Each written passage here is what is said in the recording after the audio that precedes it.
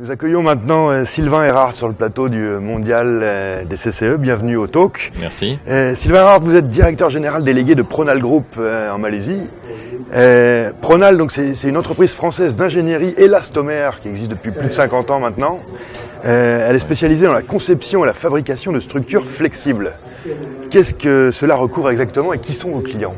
Alors nos clients sont différentes sociétés, différentes industries.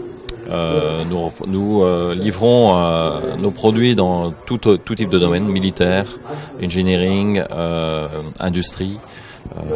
Et nos structures à base d'élastomère sont fabriquées en France, une usine en France, une usine au Portugal, et on exporte 70% à peu près de nos produits de France directement ou du Portugal. Donc j'ai vu en préparant cette interview que vous commercialisez effectivement vos produits dans le monde entier avec 65% de votre chiffre d'affaires à l'international. Ouais, 65 à 70% à peu près. Oui. Ok. Et comment vous adaptez-vous à ces différents marchés et comment vous appréhendez un nouveau marché quand vous le découvrez?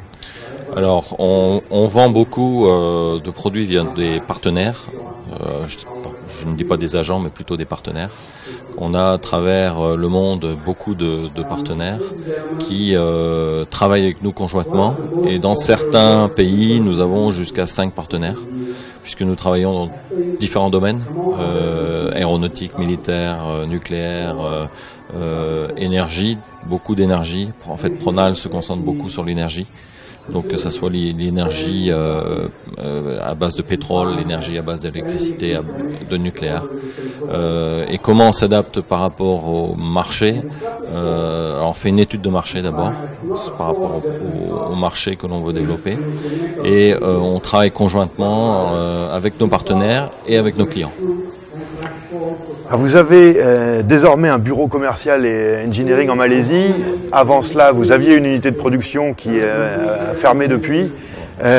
Pourquoi le choix de ce pays d'Asie du Sud-Est et pourquoi la fin de l'unité de production? Alors pour développer l'Asie, il faut être présent. Avant, moi j'étais commercial, avant d'être directeur commercial puis directeur général. Donc je voyageais souvent en Asie et dès que vous rentriez en France, il fallait tout recommencer. Donc on a décidé de faire une base en Asie. Au début un bureau commercial, ensuite une usine, un site de fabrication. Et on s'est très vite aperçu en fait que même nos clients asiatiques, même si on avait un site de production en Malaisie, souhaitaient quand même des produits made in France ou made in Europe, puisque nous travaillons sur des niches et souvent les cahiers des charges veulent des produits fabriqués en Europe. Et pourquoi votre choix à la base s'était porté sur la Malaisie? Alors pourquoi la Malaisie? Parce qu'on souhaitait être présent, plus proche de nos clients. Alors on était très proche commercialement, très proche techniquement, mais nos clients insistaient de refabriquer en France et ne pas de fabriquer en Malaisie. Ce que je veux dire, c'est que généralement pour les entreprises qui veulent couvrir la région Asie du Sud-Est, voire Asie, le choix se porte plutôt sur Hong Kong, sur Singapour. La Malaisie, c'est plus rare. Pourquoi la Malaisie? La Malaisie apporte quand même beaucoup d'intérêt aux sociétés françaises et aux sociétés européennes de s'installer. C'est très facile d'ouvrir un bureau en Malaisie, très facile d'ouvrir une usine en Malaisie. Vous créez un bureau en 15 jours de temps, vous pouvez avoir votre immatriculation. Donc c'est un pays où il fait bon de vivre aussi, et les gens parlent anglais. Surtout, nous, on avait besoin de personnel comprenant et parlant anglais. Alors au regard de cette expérience asiatique que vous avez et que Pronal a, quels conseils donneriez-vous à des entreprises françaises qui veulent s'y implanter, que ce soit en Asie du Sud-Est ou en Asie? Alors quels conseils? Déjà être présent, ça c'est très important. Être présent très proche des clients. Un des conseils, c'est de s'adapter à la culture.